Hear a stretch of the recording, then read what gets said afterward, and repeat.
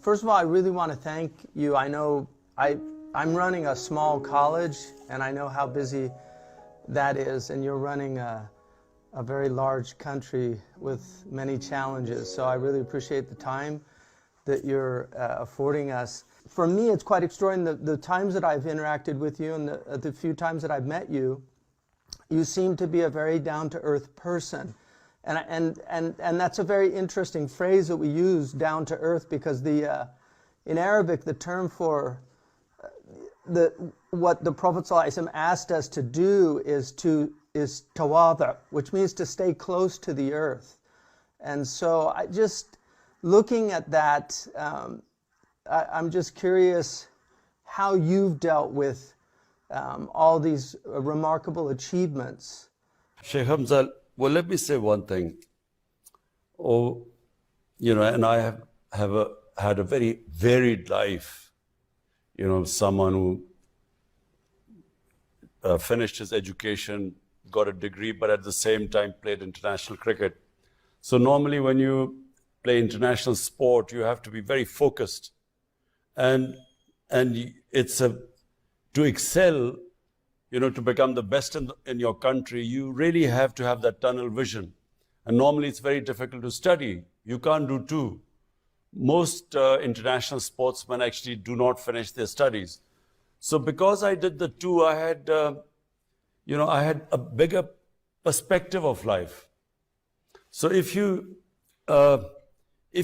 all you do is play sport all the time, and you have no other perspective in life, so everything becomes that sport. And so when you excel in it, you think, you've conquered the world.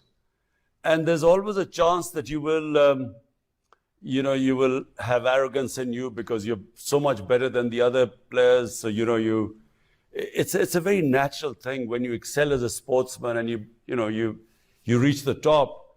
So others are not as good as you. And because that's your world, you have this, a chance of, in my opinion, what is the worst quality in a human being? Arrogance. You can get arrogant. On the other hand, I played almost 22 decades of international sport. So in that period, you have lots of ups and downs. That also tells you a loss. When you fall, it leads to a lot of soul searching. So when you go into the cycle of up and down, when you reach the top and then you have setbacks, and over 20 years I had lots of setbacks. I had a lot of successes, but a lot of setbacks. So during the low period in your life, it teaches you a lot. So you do not eventually lose when you go up, your feet stay on the ground, because you know that, you're not always going to stay up there. So that's one. But really, it is, later in my life, just at the end of my sporting career, when I was blessed with Almighty's greatest gift, and that's faith. I never understand this concept of people forcing someone into your religion or faith, because for me, faith is a gift of God. Not everyone has this iman of faith. So once you have that, then you have a completely different perspective on life. Because you believe that success, respect are in the hands of God. This is, clearly stated in the Quran. So once you know that, when you have successes, you then attribute it to God. And you know that it's because of His will that you have succeeded. So arrogance disappears from your life. And then the most important thing, that you control what is the most destructive thing in a human being, is the human ego. If you do not control the ego, it is very destructive. And I've seen it destroy human beings. So faith, actually, true faith, iman, firmly makes you control your ego. And there's a tradition in American baseball that when they see a pitcher pitching a perfect game, all the other players leave him alone because they know he's gone into a kind of zone, and they don't want to disrupt that. But what they do at the end of the game is they push a pie, a cream pie in his face as he comes off the mound. And it's a way of reminding him, you know, you had a perfect game today, but tomorrow you might lose. So there is an awareness, I think, in people of that up and down. We read in the history books that when a Roman general used to come back victorious, you know, there would be a man standing behind him when he would be taking all the applause from the crowd.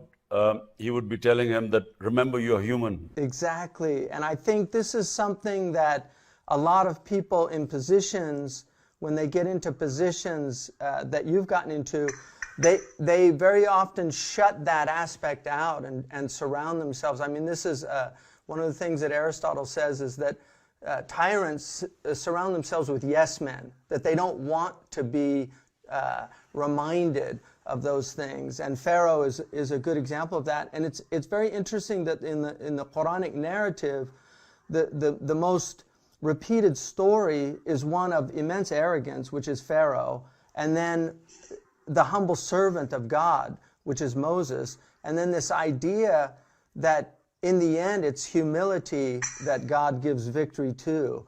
I'm one of the things about pride that really interests me is I know in Urdu they say ghurur, which is very interesting because it's taken from the Arabic, which is a kind of self-delusion, that you enter into a delusional state from Arabic.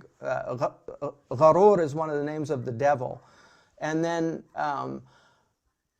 there's this idea of izzat, which in Arabic is actually a positive thing. The Quran describes the believers as having a kind of dignity and a sense of self-worth. And I think what it seems to me is that in many parts of the Muslim world, a lot of Muslims have lost that sense of civilizational pride. And I think it seems to me that what you're really trying to do in an extraordinary country with an extraordinary people is restore that pride and sense of who we are as a people. The Quran liberates a human being when God says that there are three things that are in His hands. Number one is respect and humiliation. So you cannot be humiliated and you cannot respect unless God wills it. Number two is how much risk, in other words, how much you will, the sort of money you will have in life, you know, how much you will make in life, that is also in God's hand. You can only strive, but He is the one who will determine how wealthy you will become. And third is life and death. That's in God's hands. So in my opinion, these three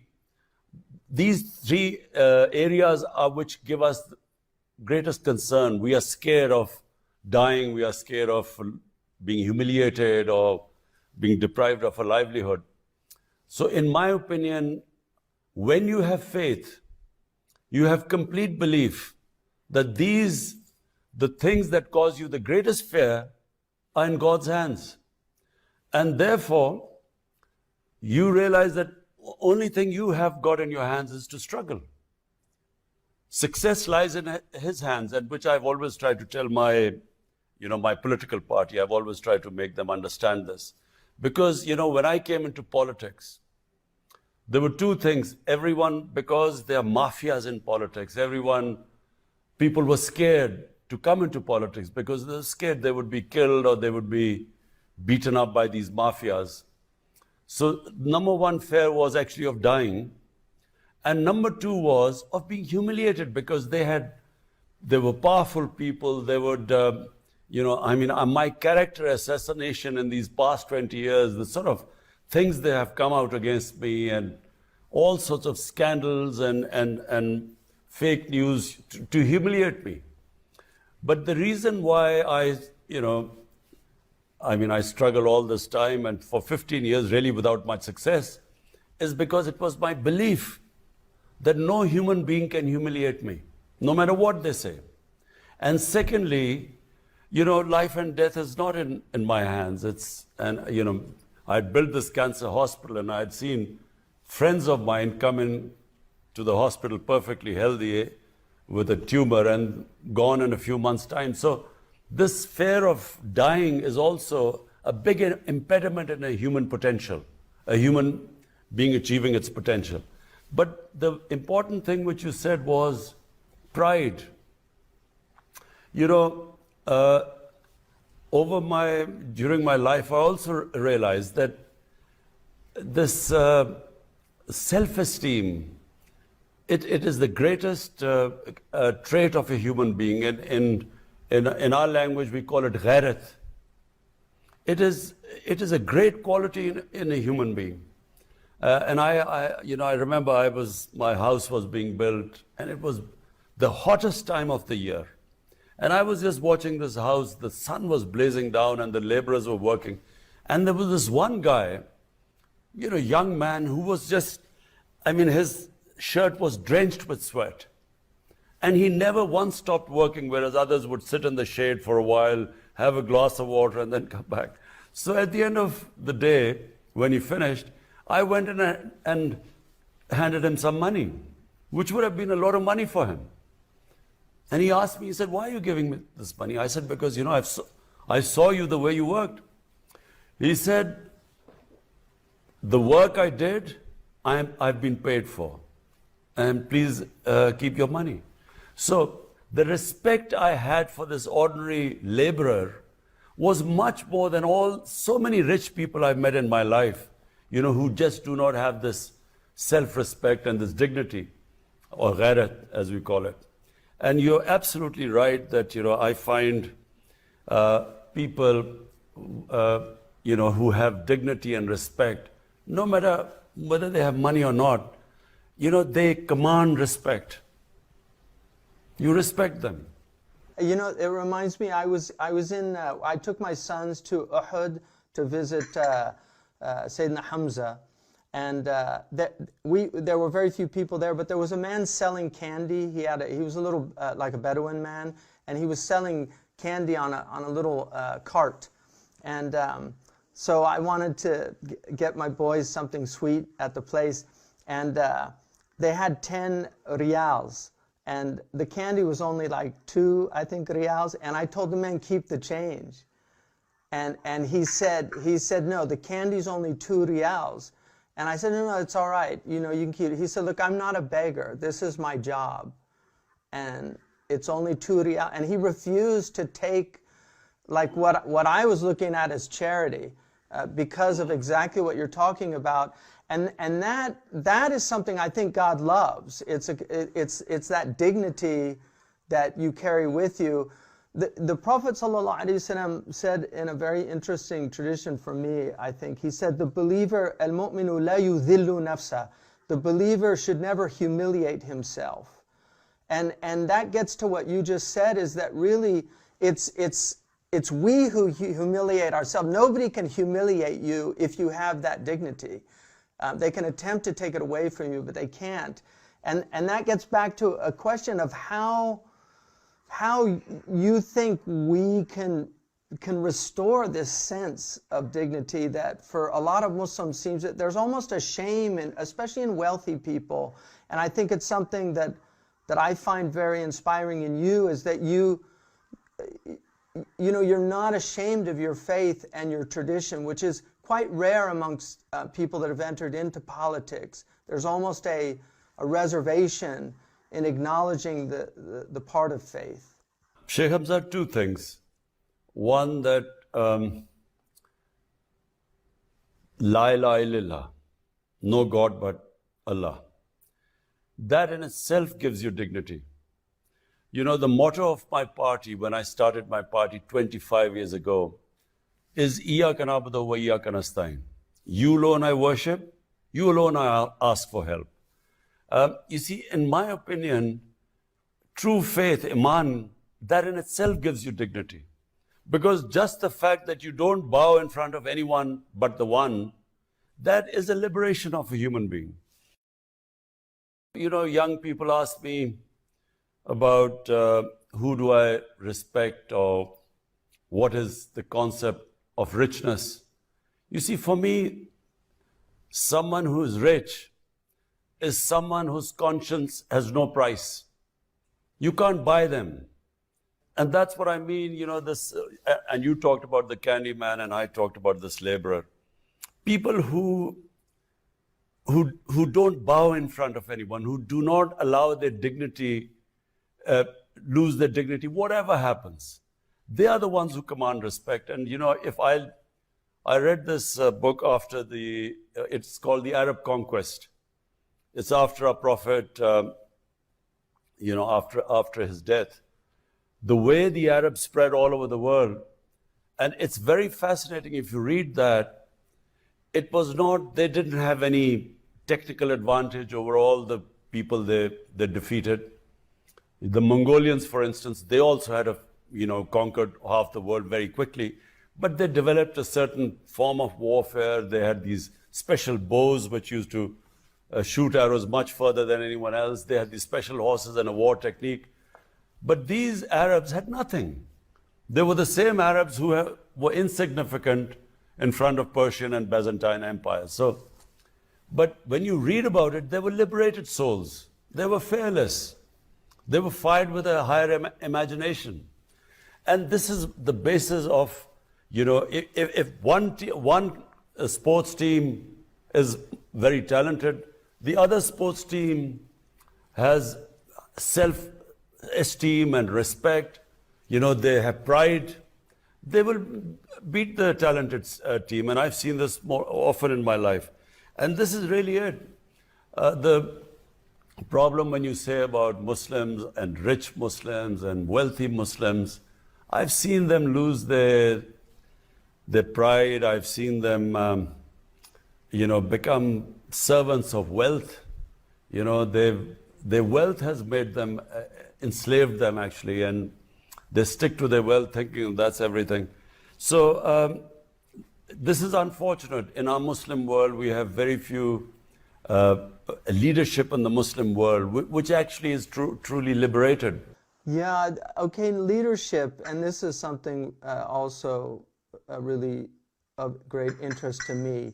One of my teachers is Sayyidina Qibr Attas from Malaysia, who I think is a brilliant philosopher, but he wrote a book called Secularism, which he identified as what he felt was one of the fundamental problems in the Muslim world, is the secularization of the Muslim mentality and this loss of the sense of the sacred. And I think even a lot of people here recognize that, that a lot of the problems in the world are a result of seeing the world as a commodity, seeing it as something that you simply consume, and there's a type of human arrogance that goes with that. But one of the things that he said, he basically argued that the biggest problem in the Muslim world was a confusion of knowledge. And he said the confusion and error in knowledge created a condition for what he called the loss of adab within the community. And that condition arising out of 1 and 2, the confusion and error in knowledge and then the loss of adab, has led to a rise of leaders who are not qualified for valid leadership of the Muslim community and who do not possess the high moral, intellectual, and spiritual standards required for Islamic leadership. So he makes an argument that it's really a confusion of knowledge. And I think one of the things that you and I share is trying to restore knowledge as a basis for, as a starting point, really. And so I know that you have the university that you've been working on in Pakistan, among other amazing things. I mean, I've followed some of your political career, and I think like the reforestation project is a really interesting project, trying to bring back the trees that have been lost. Ibn Khaldun mentions that when the Arabs went across from across Africa, he said that a squirrel could literally go from Egypt to Morocco without touching the ground because there were so many trees. So we've seen a real loss of that. But I'm curious what just how you see the centrality of knowledge and restoring that as part of this restoration of civilizational pride for a community. You're right about, when you have total divorce from the sacred and you just operate on the material, and which is basically what is happening. And then with the problems because of that, for instance, this big environmental disaster in the world, which is called climate change, is purely because human beings have moved so far away from the sacred. And sacred basically means being humane, thinking about others. It means, the saying of a prophet, peace be upon him, that you live for the next world as if you'll die tomorrow, for the next world. So your deeds should be such that if you die tomorrow, you can stand in front of the Almighty and be held accountable. But live in this world as if you will live for 1,000 years. So whatever you're doing right now, you should think the repercussions it will have on humanity for another 1,000 years. So it's one of the greatest statements, about, it just completely envelopes everything about environment, about how we should be treating the way we live on this earth. So that also, I believe this whole environmental movement is sacred. Wherever you think about other human beings, you are, because God, whatever you do for God's, if you want to get close to the Almighty, you have to be humane.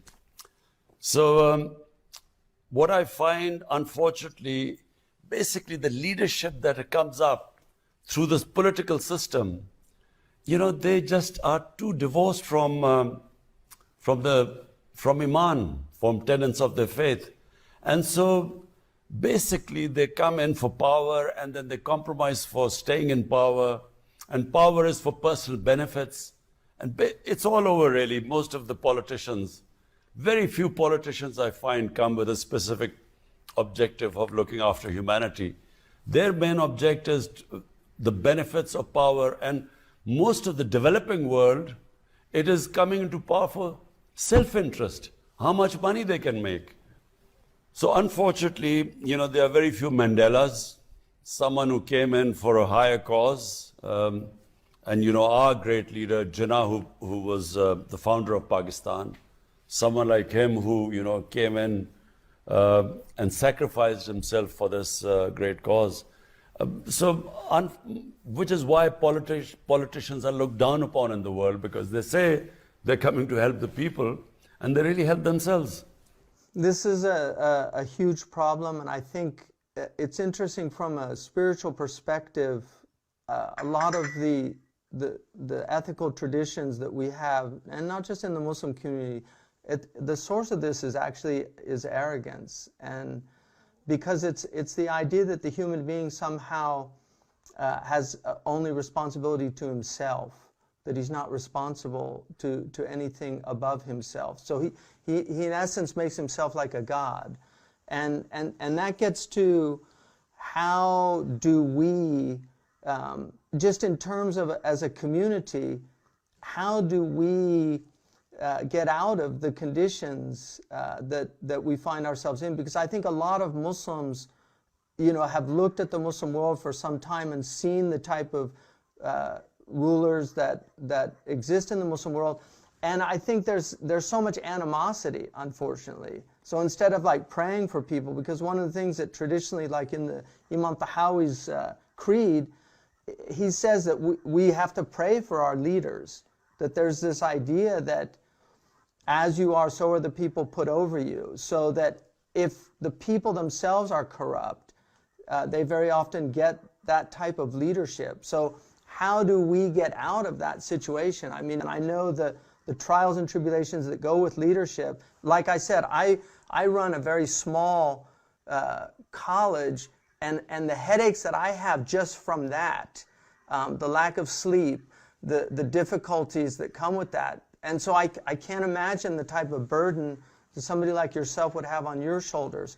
So what's the light at the end of the tunnel that's not an oncoming train? Shaykh Hamza, when I started politics. I only came into politics. If I did not have Iman or faith, I would never have come into politics because I had everything. I mean, I was already a big name in my country, a sports star, and I had, respect, and I had, the money I wanted for my life. I had enough money.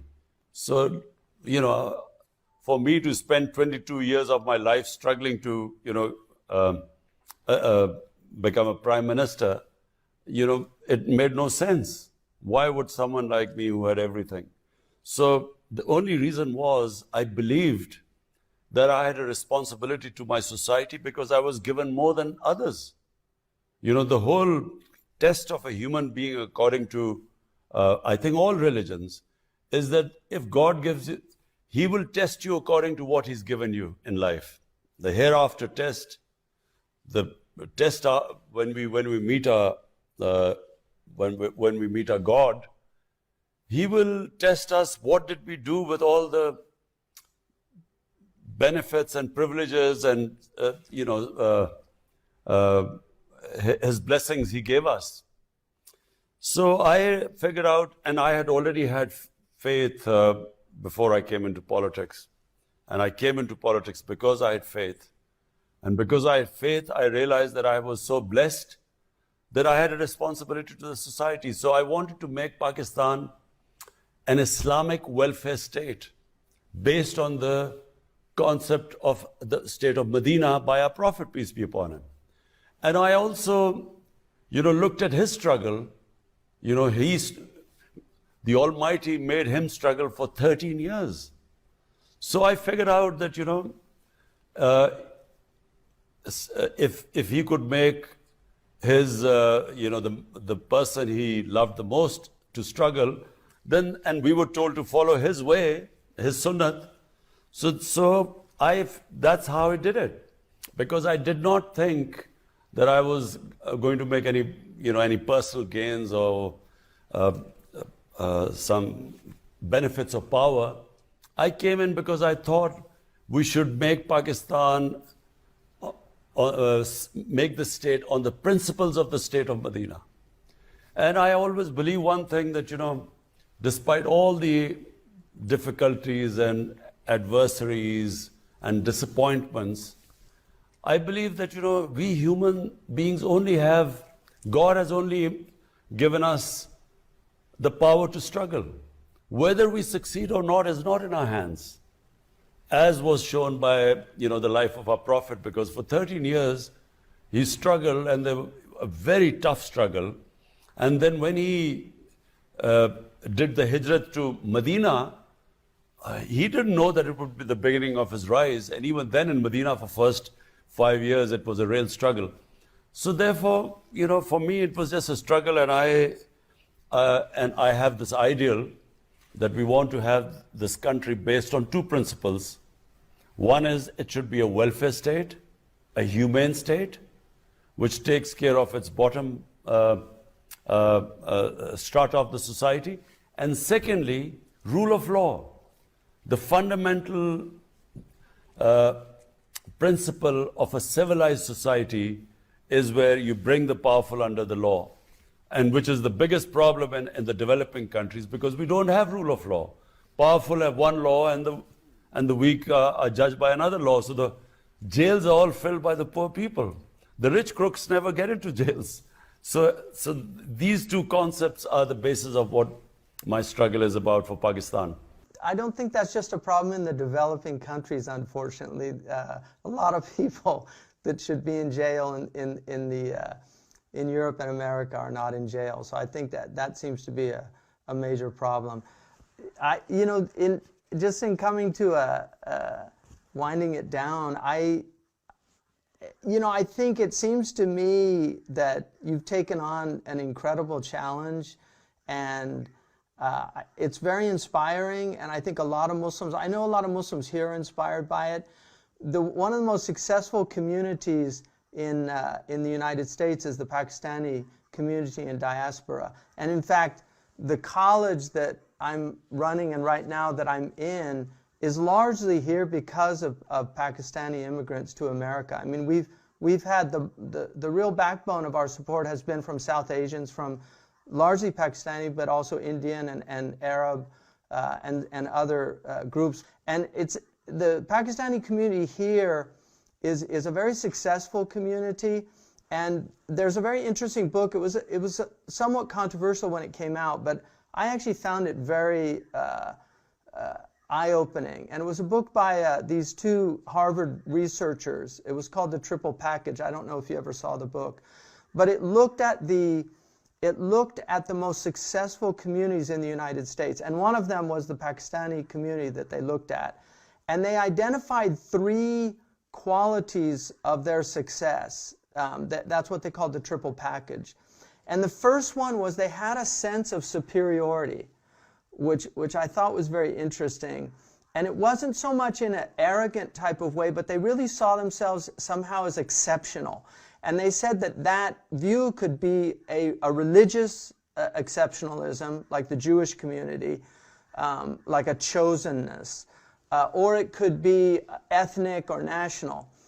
But the second quality that they identified was a sense of insecurity, that they had something really to prove, and that it created a kind of tension that forced them to really work harder than the other people, because they wanted to show that they were worthy of that exceptional status.